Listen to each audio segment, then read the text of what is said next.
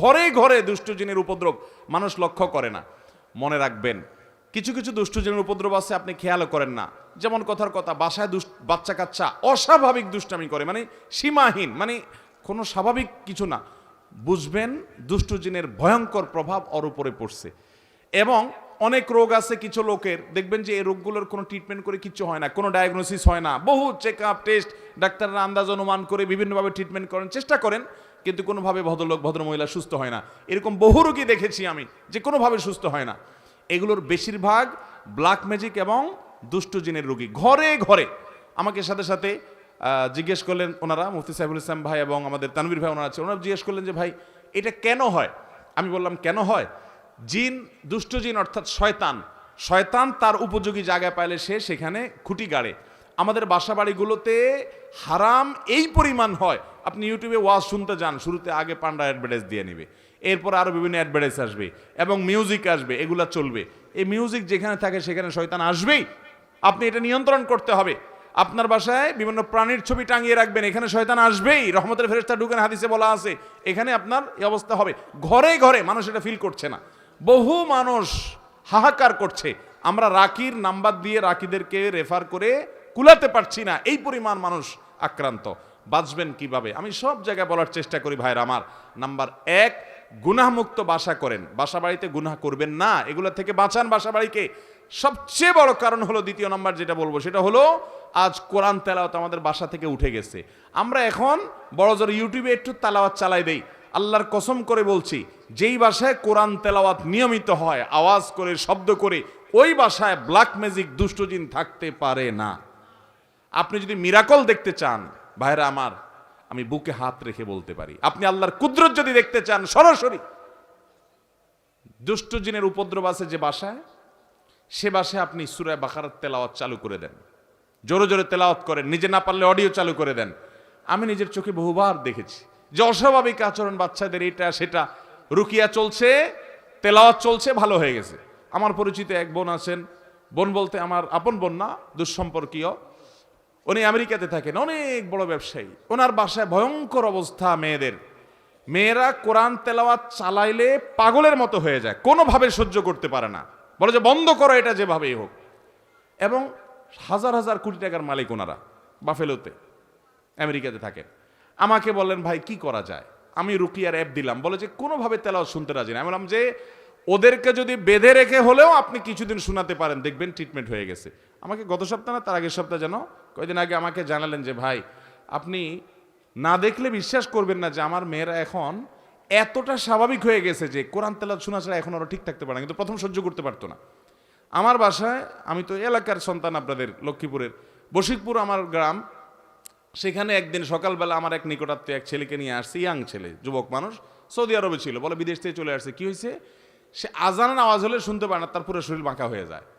এবং সে বলে যে তখন তার শরীর এমন শক্ত হয়, টোকা দিলে মনে হয় যে বিষাক্ত সাপ দংশন করছে, পাথরের মতো হয়ে যায়। আমার চোখের সামনে দেখলাম জোহরের আজান শুরু হলো, সে আসছে অনেক আগে, বসতে বসতে 100 পর্যায়ে জোহরের আজান শুরু হলো, দেখলাম যে সে বাঁকা হয়ে যাচ্ছে এবং শক্ত হার্ট হয়ে যাচ্ছে। ভাইরা আমার, এগুলো কিছু হয়তো খুব দৃশ্যমান বোঝা যায়, আর ম্যাক্সিমাম ঘরে ঘরে বোঝার উপায় নেই। এটার মূল ট্রিটমেন্ট হলো কোরআনে কারিমের তেলাওয়াত। আজ মুসলমানের ঘরে কোরআন তেলাওয়াত, মুসলমানের যুবকরা আজ গান শুনে, আজ ঘরে ঘরে মহিলাদের মোবাইলে মোবাইলে হারাম জিনিস দেখে, পর্ন ভিডিও এত পরিমাণ দেখে যুবকরা।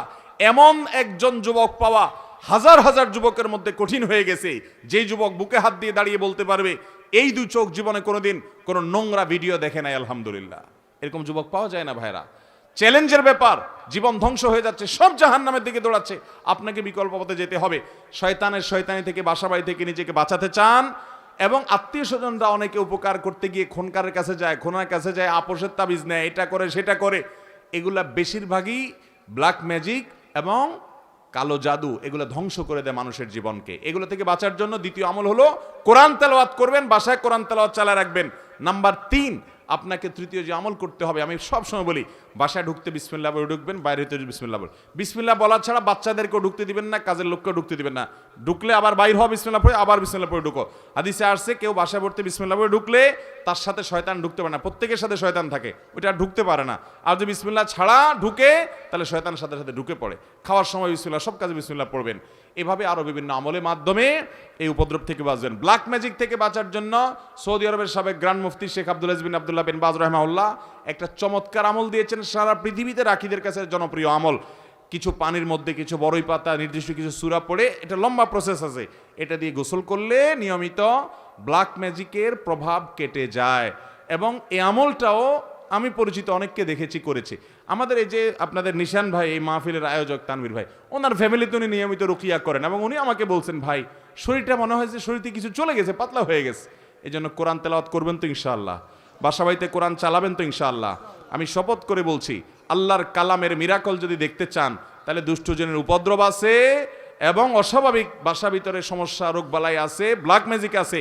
কোরআন তেলাওয়াত শুনতে থাকেন, একদিন দুই দিন না, অনবরত আপনি ফিল করবেন যে কিভাবে আল্লাহর কুদরত জাহির হয়, কিভাবে শয়তান পালায়। আল্লাহ আমাদেরকে বুঝার তৌফিক দান করুন।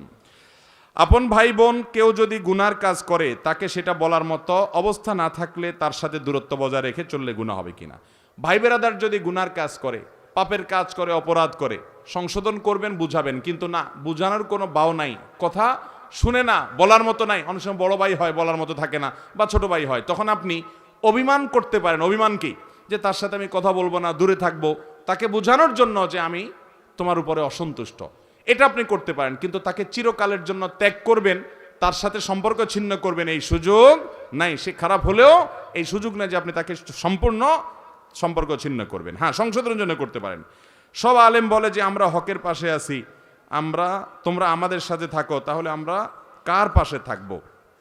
ভাইরা আমার, নবী করিম সাল্লাল্লাহু আলাইহি সাল্লাম দুইটা কষ্টিপাথর দিয়ে গেছেন, মা আনা আলাইহি ওয়া আসহাবি, আমি যে আদর্শের উপর আছি এবং সাহাবায়ে কেরাম জামাআতুস সাহাবা তারা মৌলিকভাবে যে আদর্শের উপর আছেন সেটি, এটার উপরে যারা প্রতিষ্ঠিত তারা কিয়ামতের ময়দানে নাজাত প্রাপ্ত দল।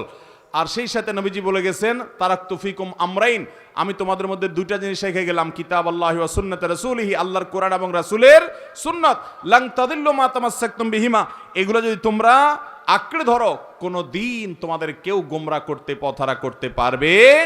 এই জন্য ওই মূলনীতি আপনি ধরে রাখবেন। যে সমস্ত উলামা ইকরামের কথা শুনবেন এগুলো গ্রহণ করবেন, ইনশাআল্লাহ আল্লাহ তাআলা হকের উপরে রাখবেন। এগুলো গ্রহণ না করলে আপনি হকের উপরে প্রতিষ্ঠিত থাকতে পারবেন। অতএব ব্যক্তি নয়, বরং কোরআন সুন্নাহর অনুসরণ করবেন। যে আলেম কোরআন সুন্নাহর আলোকে কথা বলে তার কথা শুনবেন, সে যেই হোক না, কোরআন সুন্নাহর বাইরে কথা বললে সেটাকে বর্জন করবেন। আল্লাহ আমাদের সবাইকে ওলামাদের অনুসরণ, অনুকরণ, কোরআন এবং সুন্নাহর আলোকে করার তৌফিক দান করুন। এবং এই মাহফিল সহ সমস্ত মাহফিল থেকে আল্লাহ তাআলা আমাদের সবাইকে হেদায়েতের আলো গ্রহণ করার তৌফিক দান করুন। জাযাকুমুল্লাহু খায়রা ওয়া আখিরু দাওয়ানা আনিল হামদুলিল্লাহি রাব্বিল আলামিন।